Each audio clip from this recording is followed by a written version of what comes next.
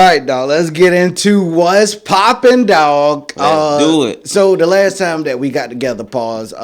You did want to talk about a G Herbo album, and I ended up skipping over it by mistake. Sorry. You still ain't checked it out? I checked it out. What you think? I think I got 7 songs in and I turned it off. What?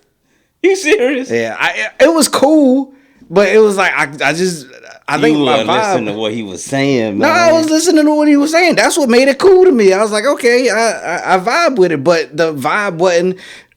I was most of the time. All right, here I'll give you the spill now. Since go ahead. So when I'm at work, there's a certain coworker that I work with. Mm-hmm. When I work with him, it don't matter if I'm listening to something. He gonna ask me questions. He gonna say stuff that don't need to be mentioned, and it's just like bro, you see, yeah. And so I was listening to the album, and he kept, hey, I'm about to go to the restroom real quick. It's like, bro, you ain't gotta tell me that. Or hey, I'm about to take this pallet to the back and then pull out the next one. You don't gotta tell me that. And so after enough time of this, and then you just like listening to something, like if I'm listening to something that I'm used to listening to, that's one thing. But if I'm listening to something new, at some point it's gonna be like, all right, see now I need something that's gonna get me hype or more in the mood. So yeah, I got halfway through, and enough of that happened where I was like, all right, I gotta listen to something else. Next time, but I did think it was good though. There you go. That's probably the best album I heard this year so far. Year? But I will say though, right? In my semi truck, that junk is 10 out of 10.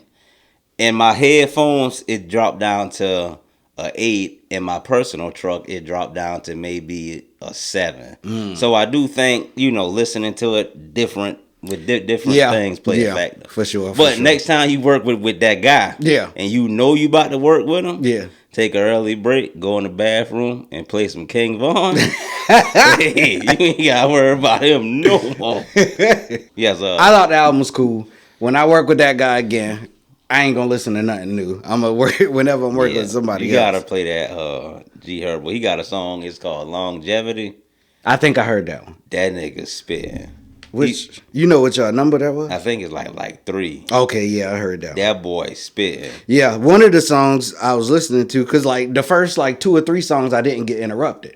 And so I was listening, and then one of the songs I was like, oh, he going in on this one. Yeah, that was had to be Longevity, man. That boy. Yeah, so you're right, they Lil Herb. Shout out to G Herbo, man. Yeah, Longevity. I do think that was the one. That boy was going in on that. Yeah, I had listened that album is hard though. It shocked me. Once I got to Fallen Soldiers, I stopped.